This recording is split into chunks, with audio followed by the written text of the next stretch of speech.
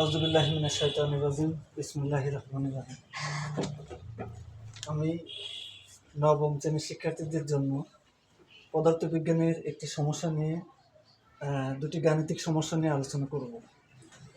৭২ kilometre per hour বেগে চলন্ত একটি গাড়িতে 6 সেকেন্ড যাবৎ 1.5 মিটার পার সেকেন্ড স্কোয়ার ত্বরণ প্রয়োগ করা হলো।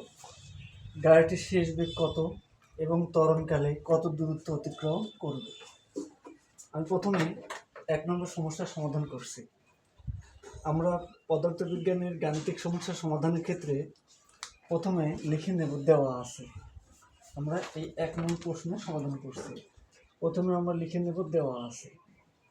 আমরা কি লিখে নেব? দেওয়া আছে, দেওয়া আছে, অথবা এখানে যে কোনো একটা ভাষা লিখলেই হবে। দেওয়া আছে, তাহলে কি কি দেওয়া আছে সেটা আমরা লিখব। ৭২ কিলোমিটার পার আওয়ার বেগে চলন্ত একটি গাড়িতে 6 সেকেন্ড যাবৎ 1.5 মিটার পার সেকেন্ড স্কোয়ার ত্বরণ প্রয়োগ করা হলো। তাহলে শুরুতেই বেগ ৭২ কিলোমিটার পার আওয়ার, তার মানে এটা আদি বেগ। এটা কি বেগ? আদি বেগ। অর্থাৎ তোমাকে এই ধরনের রাশি দেখেই শনাক্ত করতে হবে এটা আদি বেগ নাকি শেষ বেগ। যেহেতু শুরুতেই বেগটা দেয়া আছে তাহলে এটা আদি বেগ। যদি এমন লেখা থাকতো যে স্থির অবস্থান থেকে চলমান কোনো বস্তু, কোনো গাড়ি, তাহলে কিন্তু আদি বেগ 0 হতো। তাহলে এখানে আদি বেগ কত? তাহলে আদি বেগ ইউ সমান ৭২ kilometre per hour. ৭২ kilometre per hour. তাহলে ৭২ কিলোমিটার পার আওয়ারের লেখে আমরা অঙ্ক করতে পারবো না, এটাকে আমাদের মিটার পার সেকেন্ড এককে নিতে হবে। তাহলে আমরা এটা লিখতে পারি এভাবে যে ৭২ কিলোমিটার ভাগ আওয়ার, 1 আওয়ার। তাহলে এই কিলোমিটার এবং আওয়ারকে আমাদের মিটার পার সেকেন্ডে নিতে হবে। তাহলে ৭২ কিলোমিটারকে আমরা মিটারে নিতে হলে ১০০০ দিয়ে গুণ করব। তাহলে ৭২ গুণন ১০০০। আমরা জানি ১ কিলোমিটার সমান ১০০০ মিটার। তাহলে ১০০০ দ্বারা যদি আমি গুণ করি তাহলে কিলোমিটারটা মিটারে পরিণত হবে। এবার আমি ১ ঘন্টাকে সেকেন্ডে নেব। আমরা জানি ১ ঘন্টা সমান ৬০ মিনিট আর ১ মিনিট সমান ৬০ সেকেন্ড। তাহলে ৬০ গুণন ৬০, ৩৬০০ সেকেন্ড। কত সেকেন্ড? ৩৬০০ সেকেন্ড। তাহলে যথারীতি আমরা যদি এখানে ক্যালকুলেশন করি তাহলে আমাদের কত দাঁড়ায়? তাহলে ৭২,০০০ ভাগ ৩৬০০, ৭২,০০০ ভাগ ৩৬০০। এই ৭২,০০০ ভাগ কত? ৩৬০০। উপরে মিটার আর নিচে কি সেকেন্ড। এই শূন্য কেটে দাও, তাহলে ৩৬ দুগুণ ৭২, ২ শূন্য অর্থাৎ ২০। উপরে মিটার আর নিচে কি সেকেন্ড। আমরা জানি যেটা ভাগ আকারে আছে সেটা ইনভার্স হয়ে যায়, অর্থাৎ সেখানে ইনভার্স হিসেবে মাইনাস চিহ্ন দিয়ে লিখতে হয়।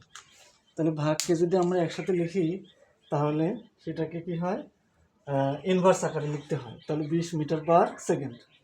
তাহলে আমি দেখি ৭২,০০০ ভাগ ৩৬০০, ২০। এবার তাহলে ৭২ কিলোমিটার পার আওয়ার বেগে চলন্ত একটি গাড়িতে ৬ সেকেন্ড যাবৎ 1.5 মিটার পার সেকেন্ড স্কোয়ার ত্বরণ প্রয়োগ করা হলো। গাড়িটির শেষ বেগ কত? তাহলে এই যে সেকেন্ড, গাড়িতে 6 সেকেন্ড যাবৎ এত ত্বরণ প্রয়োগ করা হলো, তাহলে এটা সময় দেয়া আছে। তোমার এই একক দেখেই বুঝতে হবে যে এটা সময়। এটা কি? সময়। তাহলে সময় টি ইকুয়াল টু কত? 6 সেকেন্ড। কত সেকেন্ড? 6 সেকেন্ড। এবার ত্বরণ প্রয়োগ করা হলো। ডাইরেক্ট ত্বরণ কথাটা উল্লেখই আছে, আর উল্লেখ যদি না থাকে আমরা একক দেখেও চিহ্নিত করতে পারবো। তাহলে ত্বরণকে এ দ্বারা প্রকাশ করা হয়। তাহলে ত্বরণ a equal to 1.5 metre per second square. 1.5 metre per second square. এইবার বলছে যে গাড়িটির শেষ বেগ কত? তাহলে গাড়িটির শেষ বেগ আমরা জানি শেষ বেগকে ভি দিয়ে প্রকাশ করা হয়। V equal too hot. আমরা এটা প্রশ্নবোধক চিহ্ন দিয়ে বুঝাই যে এটা আমরা নির্ণয় করব। তাহলে শেষ বেগ ভি ইকুয়াল টু হট। আর একটা বলছে যে ত্বরণকালে কত দূরত্ব অতিক্রম করবে। তাহলে অতিক্রান্ত দূরত্বকে আমরা এস দিয়ে প্রকাশ করি। অতিক্রান্ত দূরত্বকে আমরা কি দিয়ে প্রকাশ করি? এস দিয়ে। তাহলে এস ইকুয়াল টু হট। এবার আমরা এই যে দেওয়া আছে এটাকে যদি ঠিকঠাকভাবে লিখতে পারি তাহলে আমরা আমাদের আমরা কোন সূত্র ব্যবহার করে অঙ্ক করব সেটা কিন্তু খুব সহজে নির্ণয় করতে পারবো। দেখো বন্ধুরা, এখানে ইউ, ভি, এ আর টি এগুলো দেওয়া আছে এবং এস বের করতে হবে, ভি বের করতে হবে। তাহলে আমাদের যদি ভি বের করতে হয়, আমরা ভি এর যে সূত্রটা জানি, যেমন আদিবেগ, শেষ বেগ, আদিবেগ, সময়, ত্বরণ দেওয়া থাকলে কিন্তু আমরা ভি খুব সহজে বের করতে পারি। সেক্ষেত্রে আমাদের একটা সূত্র আছে যে আমরা জানি v equal to u plus a t, v equal to u plus a t. এবার আমরা মানটা বসাই দিই। ইউ কত? 20 গুণন এ কত? 1.5 গুণন টি কত?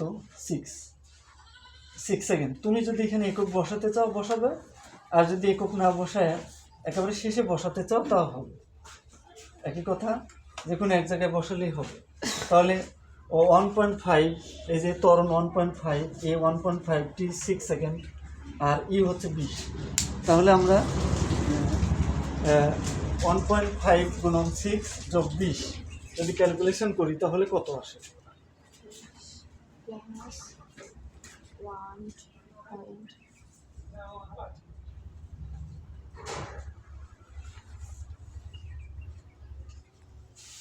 আচ্ছা, তাহলে আমরা দেখি 20 যোগ ফার্স্ট ব্র্যাকেট দিয়ে তোমরা করবা, তাহলে কিন্তু তাছাড়া কিন্তু হবে না। 20 আমরা এখানে ক্যালকুলেটর নিলাম, 20 এই যে ফার্স্ট ব্র্যাকেট 1.5, এই 1.5 গুণন 6 ফার্স্ট ব্র্যাকেট ক্লোজ করবো, তাহলে কত আসে? 29।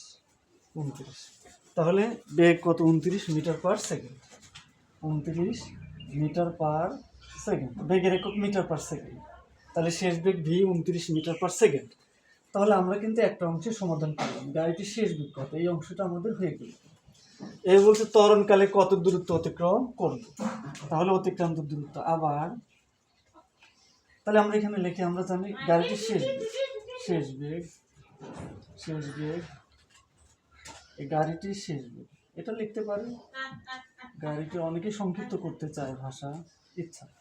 তো গাড়িটির শেষ বেগ ভি সমান 29 মিটার পার সেকেন্ড। আবার বলছে গাড়িটির অতিক্রান্ত দূরত্ব, ত্বরণকালে কত দূরত্ব অতিক্রম করবে।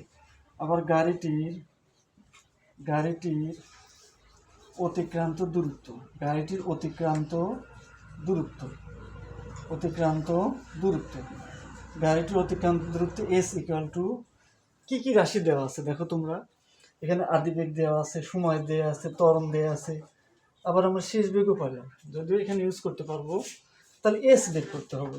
তাহলে এই যে আদিবেগ দেওয়া থাকে, তো সময় দেওয়া থাকে, এ দেওয়া থাকে, তাহলে এস বাইর করার নিয়ম হচ্ছে s equal to u t plus half a t square. এবার আমরা মান বসাই। ইউ কত? 20, ইউ 20 গুণন টি কত? 6 যোগ হাফ ইন্টু এ কত? এ হচ্ছে 1.5 গুণন টি কত? 6 স্কোয়ার। তাহলে এবার খেয়াল করি আমরা যে তাহলে এটাকে যদি আমরা ক্যালকুলেশন করি, এখানে আমরা দিই, তাহলে 7 গুণ 12 120 যোগ 636 ভাগ 2 মানে 18 গুণন 1.5। তাহলে আমরা ফার্স্ট ব্র্যাকেট দিয়ে করব। তাহলে আমরা এই 120 যোগ প্রথম বন্ধনী 18 গুণন 1.5, তারপরে first bracket close equal to দেওয়া সমান 147। তাহলে এস ইকুয়াল টু কত? 147 মিটার পার সেকেন্ড। আর পদার্থ বা রসায়নের অঙ্কগুলো আমরা অবশ্যই ইংলিশে করার চেষ্টা করব। আরেকটা হচ্ছে যে পদার্থ বা রসায়ন এই ধরনের অঙ্কগুলো আমরা যতটুকু করবো ততটুকুর জন্য মার্ক আছে। অর্থাৎ আমি যদি একেবারে ফিনিশিংয়ে যা ভুল করি তাহলে কিন্তু শুধুমাত্র সূত্র এগুলো লেখার জন্য কিছু মার্ক প্রত্যাশা করতে পারি। তাহলে আমরা পেলাম যে গাড়িটির শেষ বেগ হচ্ছে 29 মিটার পার সেকেন্ড, আর গাড়িটির অতিক্রান্ত দূরত্ব 147 মিটার পার। ও একটু ভুল লেগেছে আমি এখানে, দূরত্বের একক কি, দূরত্বের একক মিটার, তাহলে এস এস দূরত্বের একক 147 মিটার। তাহলে গাড়িটির শেষ বেগ কত, গাড়িটির শেষ বেগ 29 মিটার পার সেকেন্ড, আর গাড়িটির অতিক্রান্ত দূরত্ব 147 মিটার। কত মিটার? 147 মিটার। ওকে, তাহলে আমাদের প্রথম সমস্যার সমাধান হয়ে গেল। এবার আমি তাহলে এটা মুছে দিই, এবার আমরা দ্বিতীয় সমস্যার সমাধান করি। আমি এটা মুছে দিলাম, আমি উপরে এটাও মুছে দিই, তাহলে একটু বুঝতে সুবিধা হবে। এবার আমরা দ্বিতীয় অঙ্কটা করব। তাহলে প্রথমেই আমাদের ফিজিক্সের অঙ্কের কাজ, ফিজিক্সের অঙ্কের কাজ হচ্ছে প্রথমেই এখানে লেখা, এখানে বা দেওয়া আছে লেখা, এখানে লিখতে পারি অথবা দেওয়া আছে লিখতে পারি। দেওয়া আছে দেখো, একটি স্থির অবস্থান থেকে একটি ট্রেন 10 মিটার পার সেকেন্ডকে সুষম ত্বরণে চলার সময় 125 মিটার দূরত্বে অবস্থিত একটি পোস্টকে কত বেগে অতিক্রম করবে। তাহলে দেখো এখানে কি কি দেওয়া আছে, স্থির অবস্থান দেওয়া আছে। তাহলে স্থির অবস্থান মানে আদিবেগ ই ইকুয়াল টু 0। তোমরা মনে রাখবে যে স্থির অবস্থান মানে আদিবেগ ই ইকুয়াল টু 0। তাহলে আদিবেগ ই ইকুয়াল টু কত? 0। তাহলে স্থির অবস্থান মানে কি? আদিবেগ ই ইকুয়াল টু 0। ঠিক আছে। এবার হচ্ছে একটি ট্রেন এত মিটার পার সেকেন্ডকে সুষম ত্বরণে, তাহলে ত্বরণ, সুষম ত্বরণ, শুধু ত্বরণ লিখলেই হবে। ত্বরণকে এ দিয়ে প্রকাশ করা হয়, a equal to 10 metre per second square. চলার সময় এত মিটার দূরত্বে অবস্থিত একটি পোস্টকে, তাহলে দূরত্ব কি? দূরত্ব, তাহলে দূরত্ব এস ইকুয়াল টু 125 মিটার, দূরত্বের একক মিটার। একটি পোস্টকে কত বেগে অতিক্রম করবে? তাহলে শেষ বেগ, কোন বেগ? শেষ বেগ ভি ইকুয়াল টু হবে, শেষ বেগ ভি ইকুয়াল টু হবে। এবার আমরা জানি দেখো এখানে যে দেওয়া আছে রাশিগুলো, কোন কোন রাশিগুলোকে সাপোর্ট করে। এখানে ইউ আছে, এ আছে, এস আছে, ভি আছে। দেখো টি এর কোনো বিষয় নেই, তার মানে আমরা v equal to u plus a t এ ধরনের সূত্র দিতে পারবো না, কারণ এখানে টি নেই। আবার এস ইকুয়াল টু এ2 প্লাস হাফ এটি স্কোয়ার, এটা দেওয়া যাবে না, কারণ এখানে টি নেই। তাহলে আমরা দূরত্ব দেওয়া আছে, ত্বরণ দেওয়া আছে, বেগ দেওয়া আছে, তাহলে আমরা শেষ বেগ বের করতে পারি একটা সূত্রের সাহায্যে। সেটা হচ্ছে আমরা v square equal to u square plus 2as। U কত? 0, 0 স্কোয়ার প্লাস 2 গুণন এ হচ্ছে 10 গুণন এস হচ্ছে 125। তাহলে এটা যদি আমরা গুণ করি 250, 1250 গুণন 2, তাহলে 1250 গুণন 2, তাহলে 2 গুণন, তাহলে ভি স্কোয়ার, তাহলে 2500 মতো আসবে। তাহলে এই 2 গুণন এই 10 গুণন 125, ঠিক আছে, 2500। তাহলে আমরা জানি উভয় পক্ষে আমাদের কি করতে হবে? রুট করতে হবে। এই যে আমরা স্কোয়ারকে ভ্যানিশ করতে চাই, তা আমরা যদি উভয় দিকে রুট করি, তাহলে এখানে থাকে ভি আর এদিকে থাকে √ 2500। তাহলে √ 2500কে বর্গমূল করলে কত হয়? 5। আর একটা এই যে 25-এর বর্গমূল 5 আর এক জোড়া শূন্যের জন্য একটা শূন্য, তাহলে ভি হচ্ছে 50, শেষ বেগ ভি হচ্ছে 50 মিটার পার সেকেন্ড। তাহলে কত বেগে অতিক্রম করবে? 50 মিটার পার সেকেন্ড বেগে অতিক্রম করবে। তাহলে উত্তর 10টি 50 মিটার পার সেকেন্ড বেগে অতিক্রম করবে।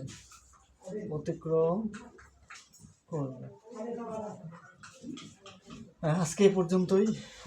সবাইকে আমার চ্যানেলটি সাবস্ক্রাইব করার জন্য অনুরোধ রইল। ধন্যবাদ।